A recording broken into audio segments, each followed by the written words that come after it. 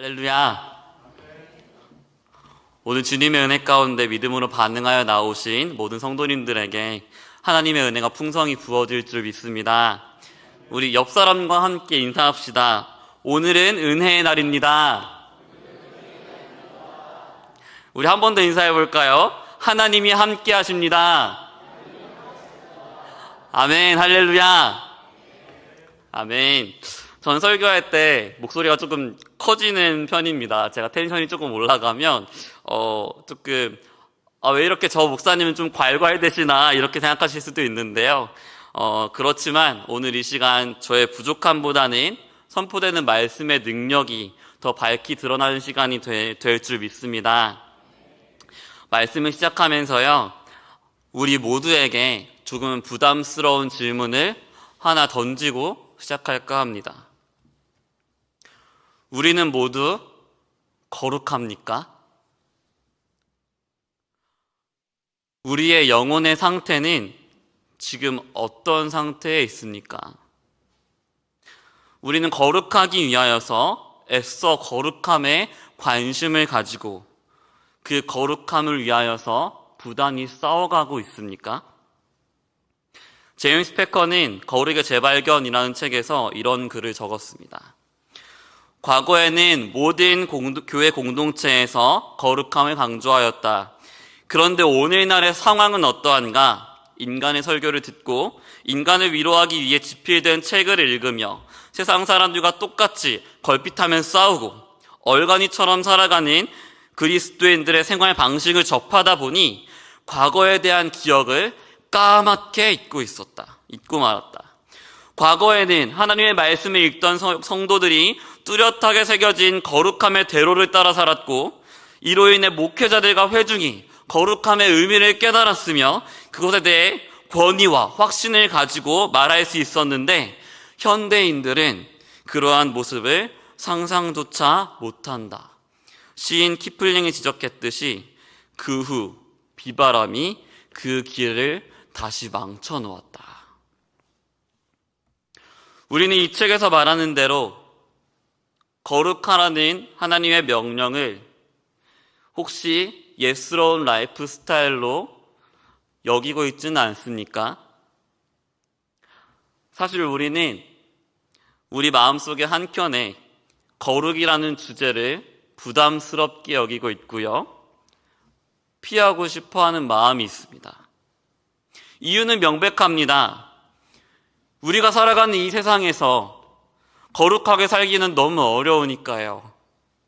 거룩하게 사는 것이 불가능해 보이니까요. 혹은 이 시대가 돌아가는 그 이치와 맞지 않아 보이니까요. 사랑하는 성도 여러분, 우리의 모습만 돌이켜봐도 그렇습니다. 우리가 정말 하나님 나라를 꿈꾸고요, 하나님 말씀대로 살아보겠다고 마음을 먹어도요, 이 어두운 시대 현실과 온갖 유혹거리들을 보고 있노라면 우리의 마음이 얼마나 쉽게 무너집니까? 이미 제가 아주 화려하게 설명하지 않아도, 자세하게 설명하지 않아도 여기에 모인 모든 분들이 삶 속에서 이 문제를 실제적으로 경험하고 계실 것입니다. 심지어 어떻습니까?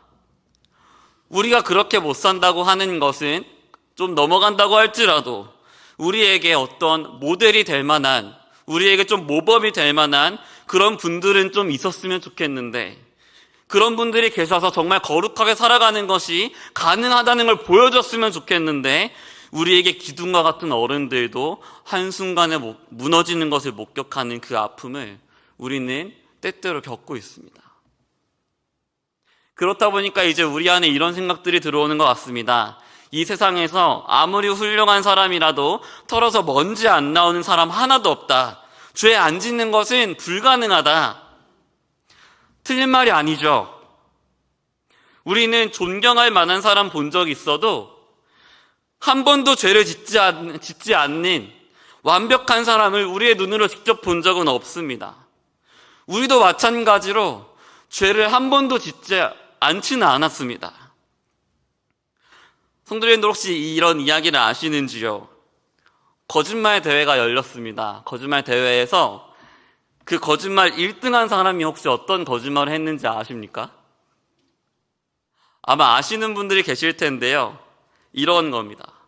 나는 태어나서 지금까지 한 번도 거짓말하지 않았어요. 거짓말 대회인데 나는 한 번도 거짓말하지 않았어요 라고 말하는 게 1등이었어요. 사랑하는 성도 여러분, 이것처럼 죄에서 자유할 수 있는 사람, 흠에서 자유할 수 있는 사람 아무도 없습니다. 우리의 현실 아닙니까? 사랑하는 성도 여러분, 그런데요, 진짜 문제는 사실 따로 있어요. 진짜 문제는 이런 현실 속에서 우리 안에 정말 거룩할 수 있다는 소망이 어느 순간 다 무너져 버린 것입니다. 어느 순간부터 우리는 거룩하고 싶다는 갈망조차 완전히 사그라져 버린 시대를 살고 있다는 것이죠. 우리는 거룩에 대한 관심을 조금 멀리 바라보면서 겨우 기껏해야 에이, 다른 사람들도 이렇게 사는데 이 정도는 괜찮지, 이 정도의 말로 위로를 삼는 시대를 살아가고 있다는 것입니다.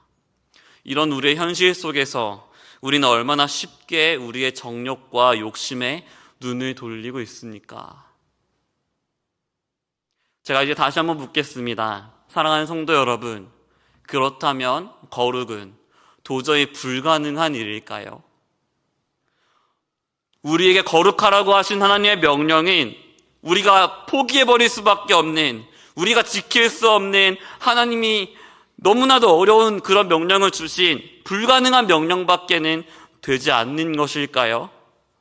이런 고민을 가지고 우리가 한번 오늘 말씀을 보기 원합니다.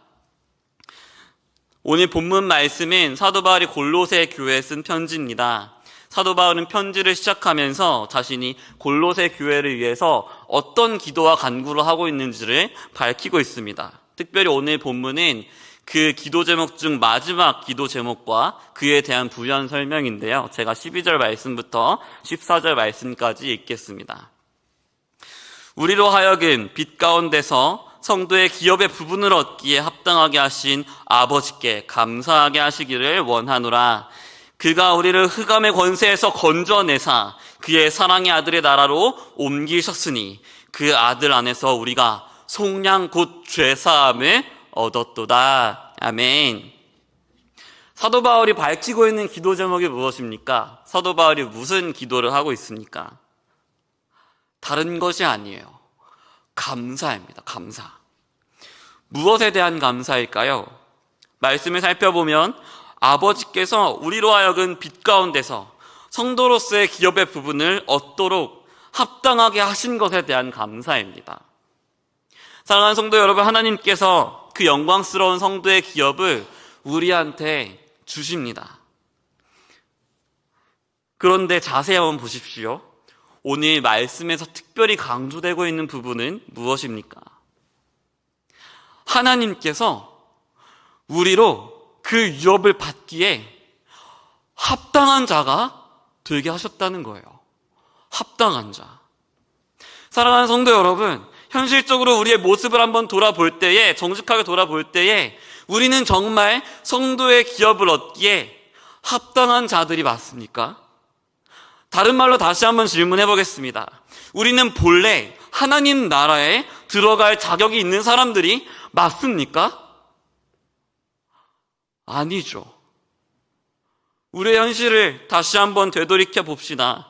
우리는 우리가 가지고 있는 그 완전함에 대한 소망에 비해서 형편없고 불경건한 인생을 살면서 거기에 염증을 느끼며 살고 있는 자들 아닙니까? 거룩이 불가능하다고 생각하는, 거룩이 부담스럽다고 생각하는 그런 자들 아닙니까? 그런데요, 하나님께서 우리를 성도의 기업을 얻기에 합당한 자로 세우셨다는 거예요. 질문을 해봐야겠죠. 어떻게 말입니까?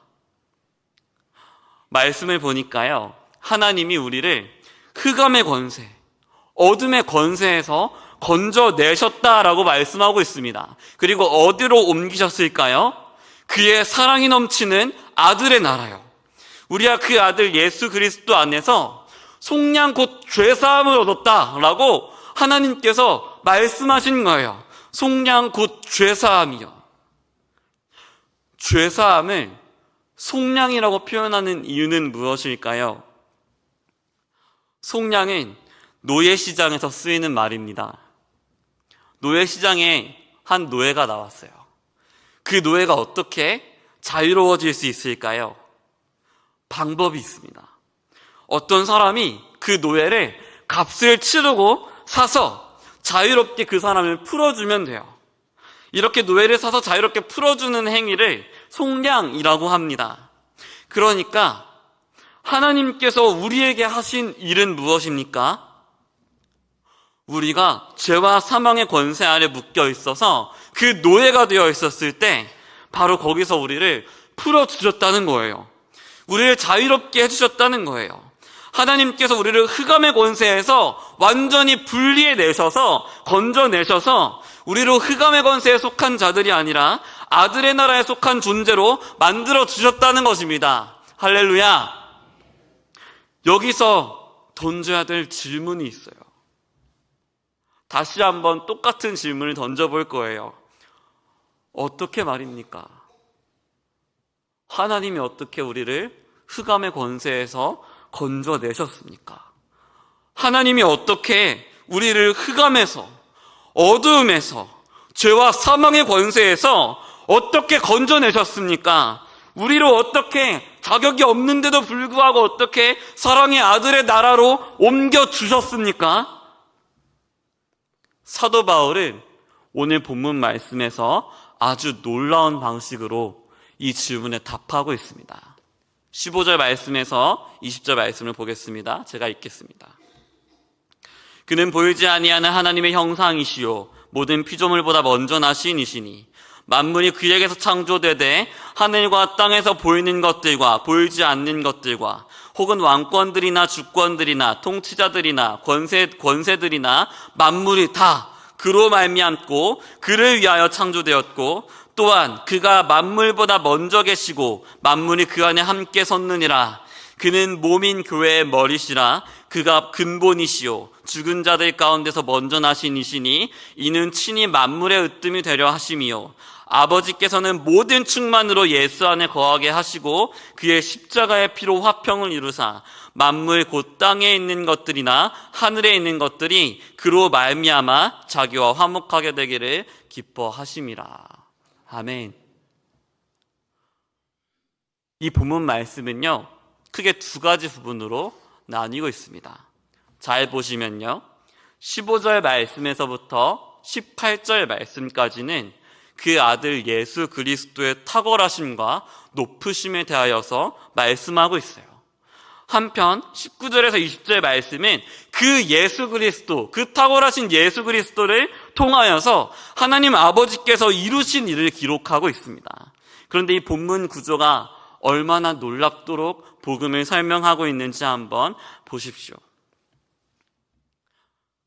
15절에서부터 차근차근 보겠습니다. 예수 그리스도께서 어떤 분이십니까? 그분은 보이지 않는 하나님께서 우리에게 보이도록 오신 하나님이세요.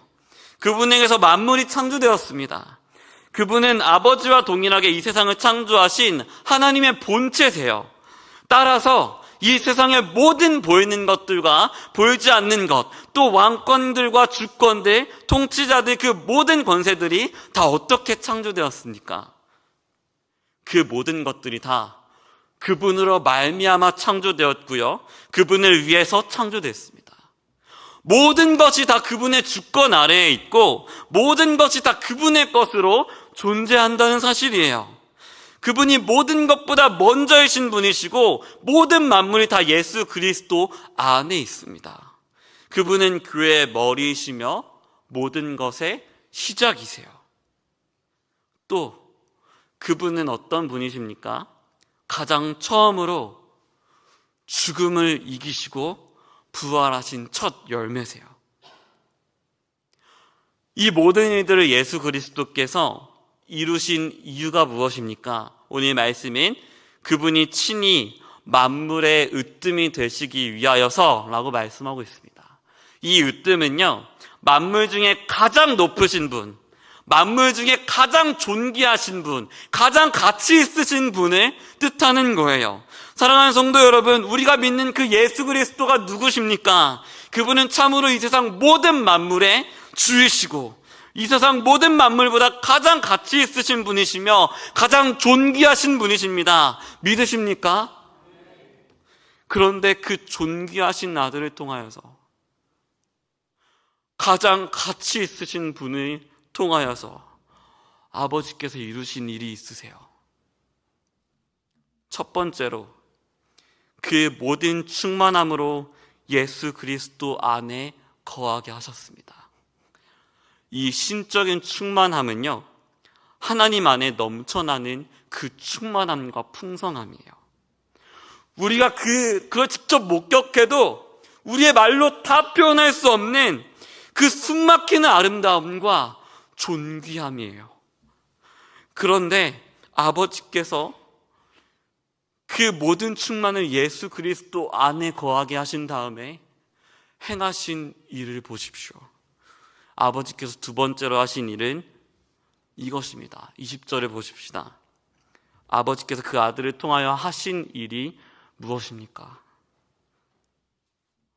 화평을 이루셨어요. 무엇으로 말입니까?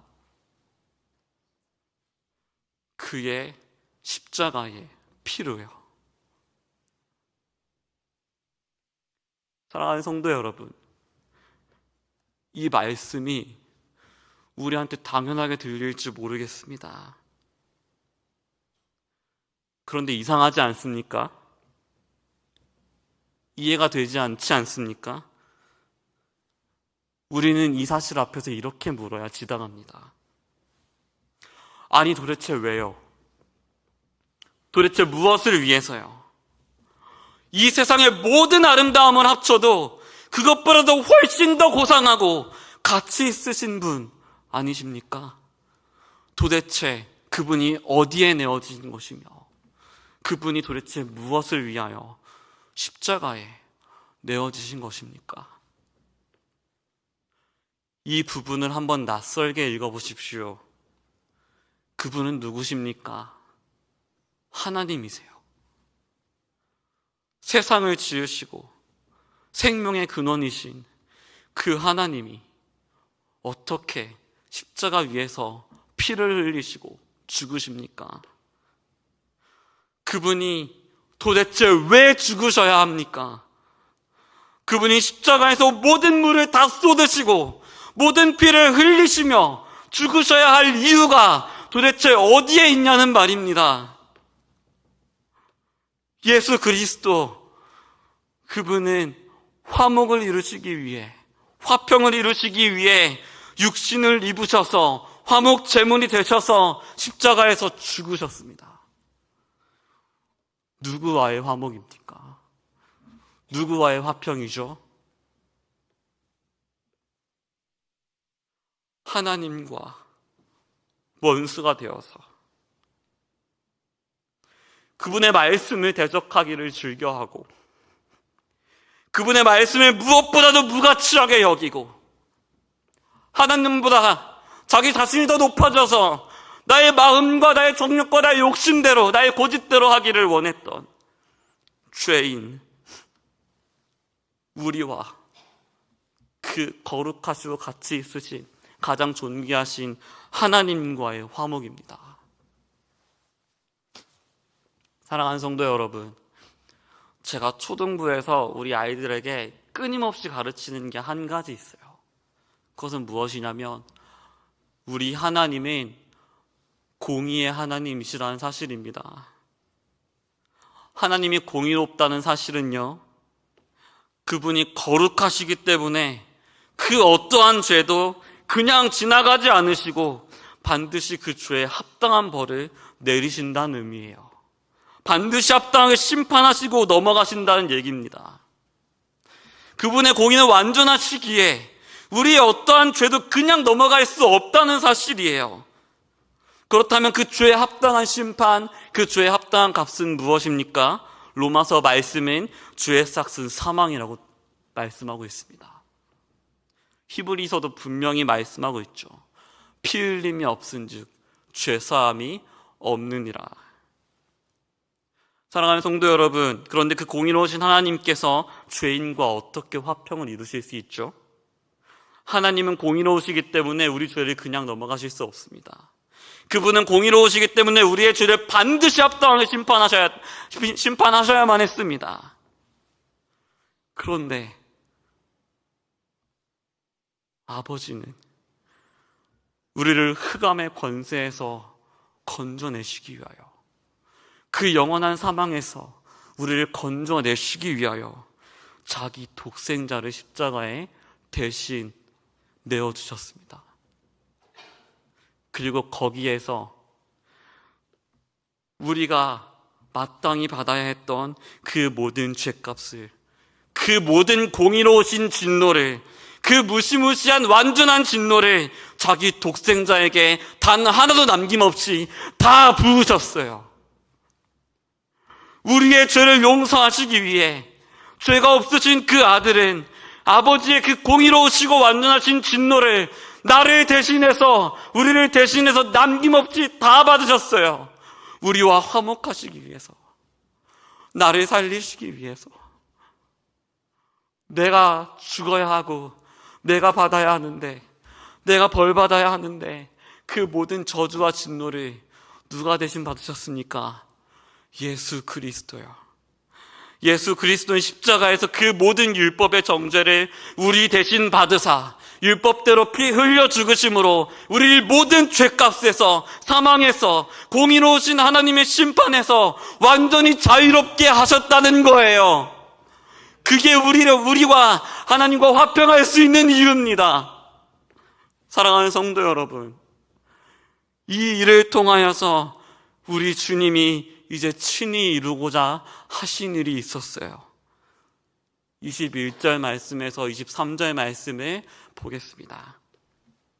전에 악한 행실로 멀리 떠나 마음으로 원수가 되었던 너희를 이제는 그의 육체의 죽음으로 말미암아 화목하게 하사 너희를 거룩하고 흠없고 책망할 것이 없는 자로 그 앞에 세우고자 하셨으니, 만일 너희가 믿음에 거하고 터 위에 굳게 서서 너희 들은 바 복음의 소망에서 흔들리지 아니하면 그리하리라.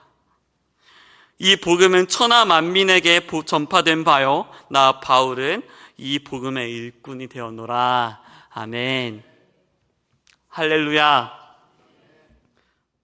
주님이 십자가 위에서 이미 다 이루셨다 선포하셨고, 지금도 완성해 가고 계시며 앞으로 다시 오실 날에 반드시 완성될 주님의 뜻이 있습니다. 그 뜻이 무엇입니까? 오늘 본문 말씀에요, 전에 악한 행실로 멀리 떠나 마음으로 원수가 되었던 우리를, 거룩할 수 없었던 우리를, 하나님을 떠나게 즐겨했던 우리를 그의 육체의 죽음으로 말미암아 하나님과 화목하게 하시고 거룩하고 흠없고 책망할 것이 없는 자로 주님 앞에 서게 하시는 것. 사랑하는 성도 여러분, 우린 반드시 복음으로 말미암아 주님 앞에 서는 그날 거룩하고 흠없고 책망할 것이 없는 자로 설 것입니다. 사랑하는 성도 여러분, 23절 말씀에서 하나님의 그 변함없는 약속을 믿고 담대히 선포하는 사도 바울의 선언을 한번 보십시오. 너희가 믿음에 거하고 터 위에 굳게 서서 너희가 들은 복음의 소망에서 흔들리지 아니하면 어떻게 해요? 그리하리라. 사랑하는 성도 여러분, 우리가 정말 주님이 품으신 뜻처럼 정말 거룩한 자로, 흠이 없는 자로, 책망할 것이 없는 자로 주님 앞에 설 수 있겠습니까? 따라해 보십시오. 그리하리라. 그리하리라. 할렐루야. 우리 주님이 흑암의 권세를 이기시고 우리에게 말씀하신 복음입니다. 결론입니다. 우리의 인생은 아직 완성된 인생이 아니죠. 완성된 하나님 나라가 아직 임하지 않았습니다. 우리 앞에는 아직 직면해야 할 치열한 영적 전쟁이 있습니다. 우리 앞에 여전히 강대한 세상 나라가 있고, 매우 뿌리치기 어려운 죄의 유혹도 있고, 너무 교묘해서 때로는 우리가 알아채지도 못할 세속화도 있습니다. 이 모든 어려움 속에서, 이 모든 어려운 현실 속에서 찾아오는 절망감과 불안도 있습니다. 때로는 질병도 찾아오고요.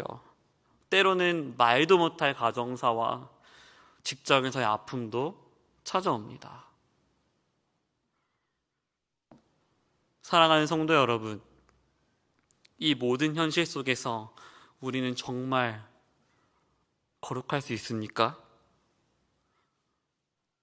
우리는 정말 이제 죄 사랑하기를 이제 그만하고 세상의 방식대로 살기를 그치며 내 정욕과 욕심과 고집대로 살기를 그칠 수 있습니까?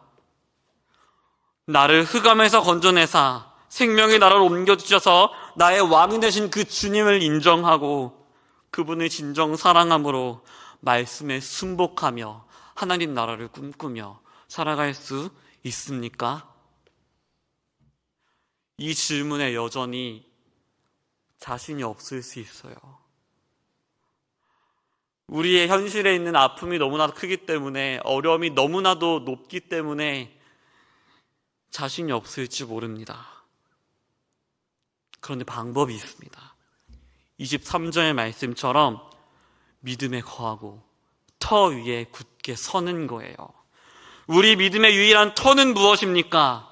바로 나를 사랑하사 나를 대신하여 십자가에서 죽으셨고 나를 흑암에서 건져내시기 위하여 모든 죄와 사망 권세를 이기시고 다시 사신 예수 그리스도, 바로 그분이 우리의 믿음의 터입니다. 사랑하는 성도 여러분, 예수 그리스도의 그 이름이, 그 능력이, 그분의 은혜가 우리를 강건적으로 이끄세요. 그분의 은혜는 우리의 마음을 완전히 바꾸실 수 있습니다. 이전에 선한 것이 하나도 없이 죄를 사랑하며 딱딱하게 굳어있던 우리의 마음은 복음으로 말미암아 주님을 사랑하는 마음으로 바꾸어집니다. 성령님이 우리 마음을 움직여주세요. 이 복음은 우리로 하여금 세상 나라가 주는 온갖 쾌락들이 아니라, 온갖 유익들이 아니라, 온갖 명예가 아니라 하나님 말씀 앞에 나의 모든 정욕과 욕심과 고집 다 내려놓고 그분의 말씀에 무릎 꿇으며 순종하게 기뻐하게 한다는 사실입니다. 이제 우리가 사랑하는 우리의 왕이, 내 인생의 주님이 우리 주 예수 그리스도로 바뀌었다는 사실이에요. 그렇다면 더 이상 죄와 사망 권세가 우리의 왕이 될 수는 없습니다. 죄의 유혹이 찾아와서 우리가 다시 넘어질 수는 있어도 그리스도께서 우리의 왕이신 이상 우리는 주님께 다시 돌아오지 않고 견딜 수 없다는 사실이에요. 우리가 다시 그 죄와 싸우지 않고 견딜 수는 없다는 사실이에요. 사랑하는 성도 여러분, 어느 때나 우리가 의지할 분은 예수 그리스도 뿐이십니다. 죄로 넘어져서 우리가 죄책감에 있을 때 즉시 다른 곳에 숨지 말고 그리스도께로 달려갑시다. 사랑하는 성도 여러분, 우리가 말씀 따라 잘 순종하고 있을 때 교만하지 말고 우리의 존재를 바꾸신 흑암의 권세를 이기시사 우리 그 흑암에서 건져내 주신 그리스도의 은혜를 기억하며 감사의 찬송을 부릅시다. 주님이 이미 흑암의 권세를 이기셨다는 사실이에요. 주님께 달려감으로 우리의 모든 죄와 저주를 담당하신 그분께 달려감으로 우리 안의 죄와 치열하게 싸워나갑시다. 분명 또 넘어지겠죠. 우리 인생이 또 어그러질 수 있습니다. 우린 분명히 또 우리의 무능함과 패역함에, 우리 마음의 딱딱함에 탄식할 것입니다. 그러나 복음의 소망 안에 거하십시오. 이미 십자가에서 주님이 다 이뤄내신 그 복음을 다시 믿음으로 의지하십시오. 그리하리라 하셨던 주님이 반드시 우리를 거룩하고 흠이 없고 책망할 것이 없는 자로 세워 가실 것입니다. 주님 다시 오실 때 그 승리의 날에 우리로 모든 인생의 어두움을 반드시 이기게 하실 것입니다. 찬송가 450장 내 평생 소원 이것뿐이라는 찬양의 3절 가사를 보면 이런 가사가 있습니다. 불같은 시험만으나 겁내지 맙시다. 구주의 권능 크시니 이기고 남겠네. 사랑하는 성도 여러분, 우리는 반드시 주님과 함께 기뻐하며 승리의 개가를 부를 것입니다. 복음으로 말미암아 우린 오늘도 거룩할 수 있습니다. 이 복음의 소망에서 흔들리지 않고 끝까지 승리하며 나아가는 모든 수원하산교회 성도님들 되시기를 주님의 이름으로 축복합니다.